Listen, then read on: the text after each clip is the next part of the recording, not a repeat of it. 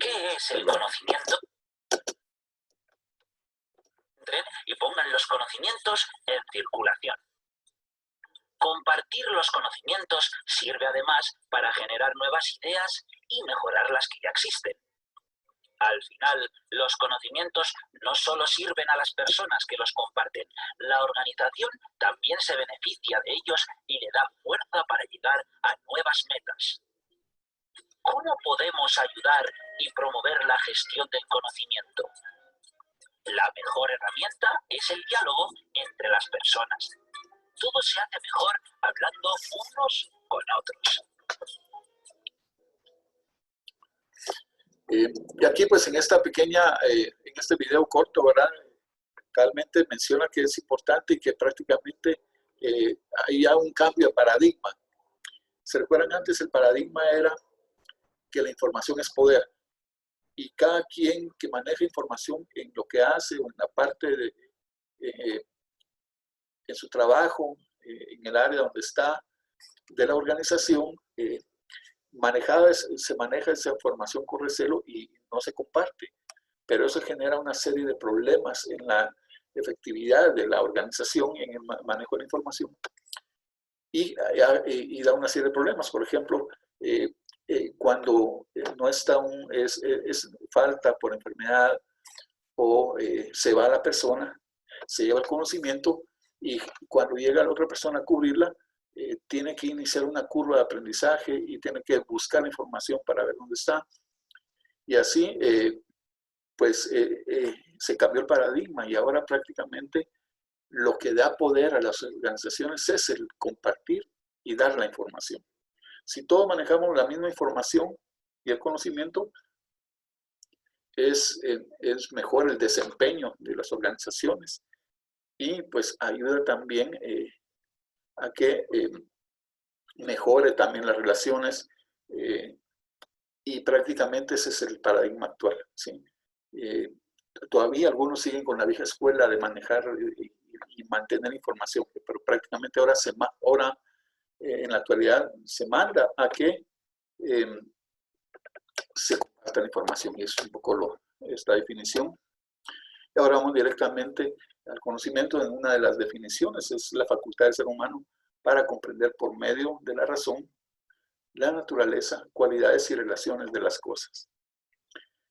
Esa es una de las definiciones. También podemos tener otra definición, es el conjunto de las experiencias, valores, información contextual y apreciaciones que proporcionan un referente para su evaluación e incorporación de nuevas experiencias e información en el ser humano. Entonces, prácticamente ese conocimiento ya está dado por ese conjunto de experiencias. También los valores que se tienen, la información contextual y sobre todo también las apreciaciones del entorno, lo que está a nuestro alrededor y que se incorporan y se internalizan como experiencias e información. En las organizaciones de conocimiento está a menudo en los documentos y bases de datos, las rutinas organizacionales, procesos, prácticas, normas, técnicas, manuales, toda la información se va ordenando y se trabaja y se tiene, ya sea en forma física o en forma digital. Ahora actualmente casi todo se ha digitalizado y esa información o ese conocimiento se da y se mantiene también de distintas formas guardadas en las organizaciones. Imagínense, por ejemplo, una organización, una empresa de ventas, también tiene todo el récord de las ventas de años atrás, de qué productos son los que se venden más, la materia prima, y toda esa información se tiene, todo ese conocimiento se guarda en distintas formas que vamos a ver también más adelante. Ahora vamos con tipos de conocimiento, con otro video, también para ir variando. Los seres humanos desarrollamos el conocimiento de distintas maneras para obtener información que nos sirve en la vida diaria. En este video hablaremos de los tipos de conocimientos y cómo se han usado durante toda nuestra historia. Conocimiento filosófico. Este conocimiento se da cuando nos ponemos a reflexionar acerca de la vida y de nuestra realidad. También es cuando observamos nuestro entorno. así como los fenómenos naturales o sociales. Este tiene como finalidad explicar el porqué de las cosas. Por ejemplo, Nicolás Copérnico en el Renacimiento desmintió que la Tierra era el centro del universo.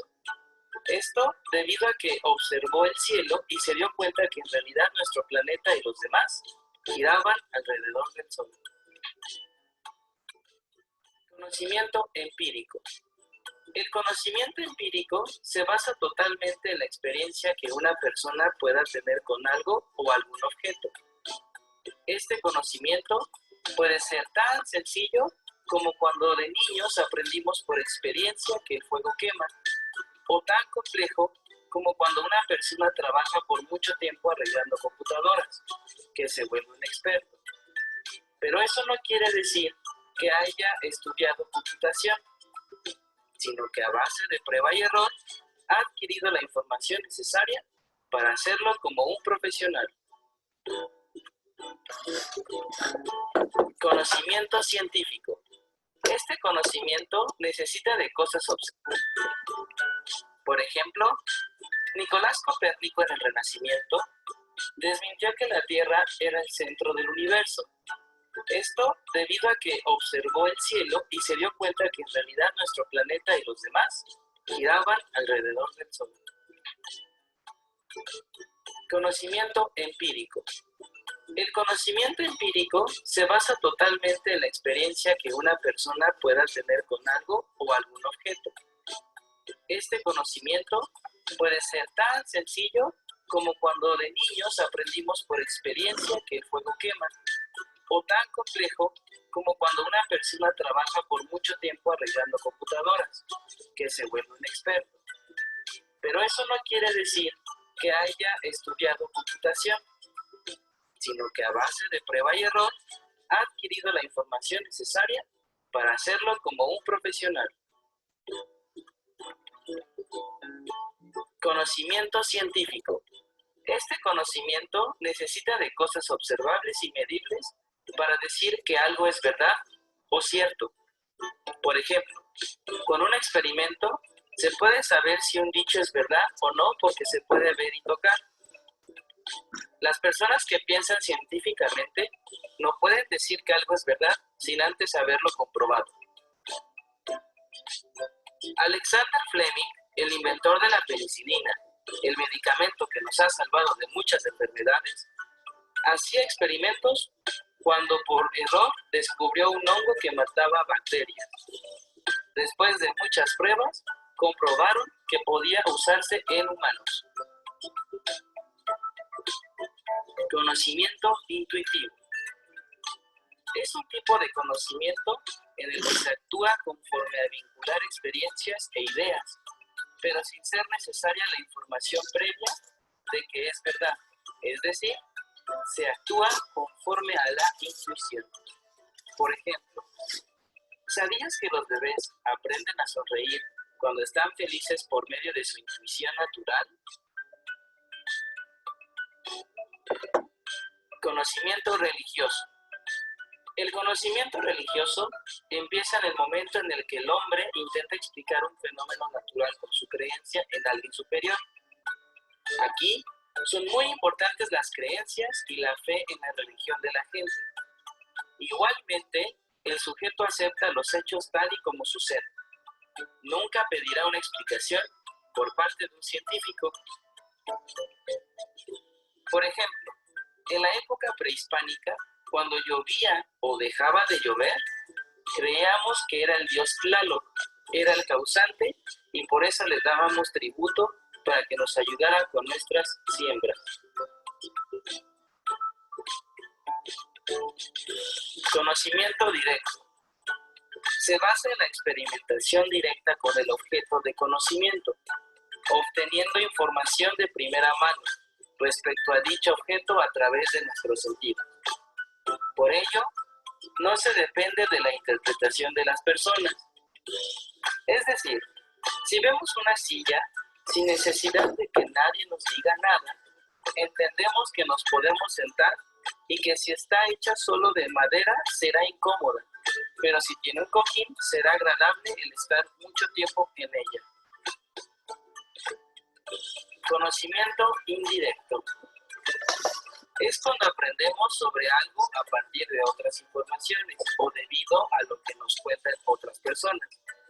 Por ejemplo, muy pocos de nosotros hemos visto un canguro, pero cuando nos imaginamos uno, sabemos que son grandes, se paran en dos patas y tienen una bolsa para guardar a su bebé.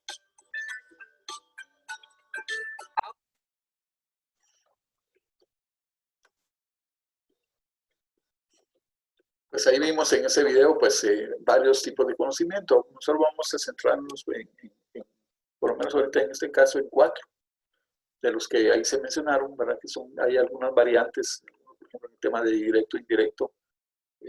También puede estar relacionado si es empírico o científico, porque podemos aprender o conocer de manera indirecta algún tipo de conocimiento científico, sobre todo cuando aprovechamos, cuando recurrimos a distintas fuentes de información, ¿verdad? Y aunque no lo estemos viviendo, pues estamos adquiriendo ese conocimiento. Vamos a enfocarnos en el conocimiento empírico, el intuitivo, el filosófico y el científico, que también ahí ya se definieron. Entonces, por ejemplo, el conocimiento, también tenemos otras variantes, por ejemplo, el conocimiento artístico, utilizado para transmitir emociones, pensamientos, nos ayuda a canalizar las emociones, los pensamientos y descubrir la belleza de lo que se gusta plasmar. Desde la música, la danza, la pintura, la literatura, la escultura, todo eso pues es una forma es un tipo de conocimiento que es el conocimiento artístico.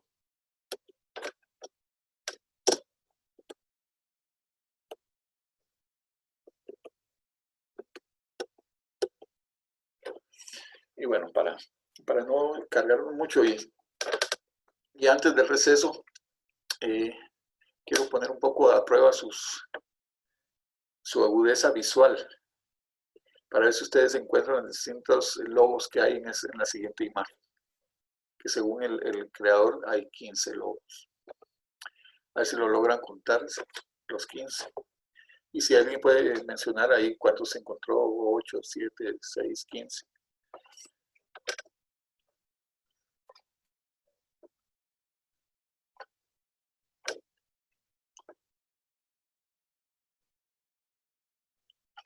Sí, ya vieron por ahí algunos, ¿verdad? Aparte de los 2 que son totalmente visibles. Por ejemplo, hay algunos en el tronco del árbol, ¿verdad? ¿Dónde más? En las nubes. En las nubes, sí. ¿Y en la luna? ¿O el planeta? Cabal tiene la cara de En los un... árboles. Ah, sí.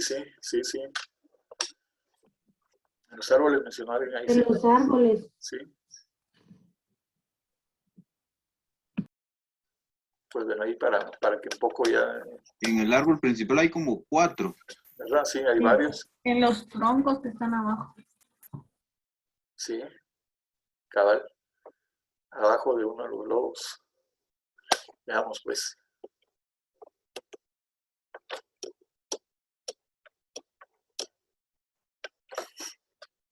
Aquí están y aparecen, si se dan cuenta. Ahí están los 15 lobos.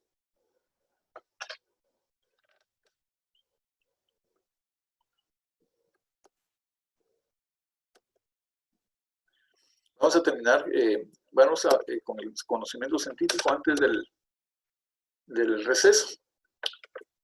Que al final es un repaso de lo que vimos, de lo que ustedes vieron ya en la planificación de la investigación y epistemología de la ciencia, que se vieron que ustedes vieron, algunas de las definiciones.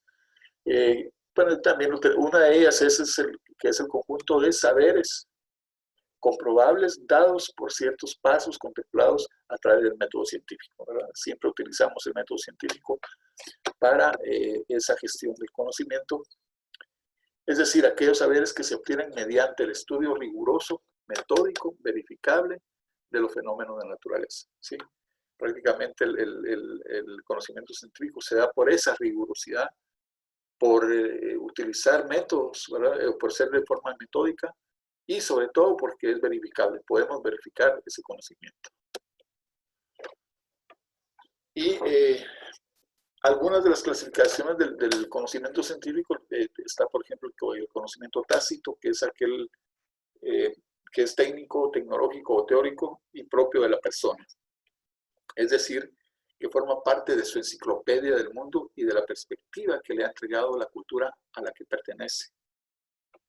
No es aprendido formalmente mediante el estudio o la educación. Entonces, se dan cuenta, aquí es toda esa parte que uno aprende, como mencionaban ahí, el que trabaja con las computadoras, ¿verdad? Es aquel conocimiento, por ejemplo, técnico, tecnológico, que es ya en sí de la persona que va aprendiendo y que se va acumulando como una enciclopedia interna en la persona y que sobre todo es parte también de la cultura de la persona. Y por eso vemos el arraigo o cómo influye la cultura en muchas sociedades, ¿verdad? En países en general. Luego tenemos el conocimiento explícito, que es aquel conocimiento formal, especializado, el cual debe adquirirse mediante la bibliografía, cursos formales o instituciones educativas, todo el proceso formal de enseñanza-aprendizaje, ya que tienen que ver con el conocimiento científico que se va acumulando. Ese es el conocimiento explícito. Algunas de las características del conocimiento científico. Este se caracteriza principalmente por ser un saber crítico y fundamentado, que procede de manera metódica y sistemática y sus conclusiones son verificables. Entonces, prácticamente aquí se ve mucho en la parte crítica, ¿verdad? Todo conocimiento pues, es un saber crítico y fundamentado y que también, como ya lo habíamos mencionado, se da de una forma metódica y sistemática.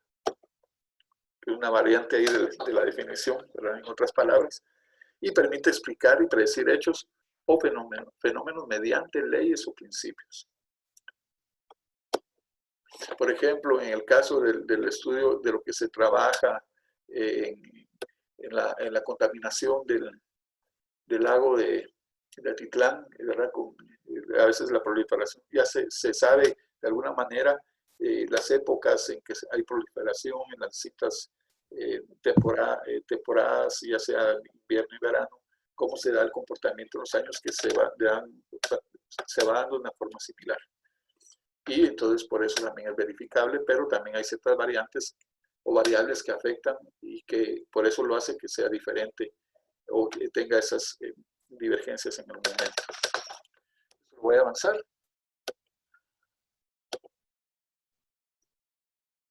Y vamos a hacer ahorita el receso, ¿les parece? Vamos a dar unos 10 minutos de receso y regresamos a las 11:30. Gracias, Lick. Así para que Gracias. un cafecito, un té. Gracias. Un latte con leche. Gracias.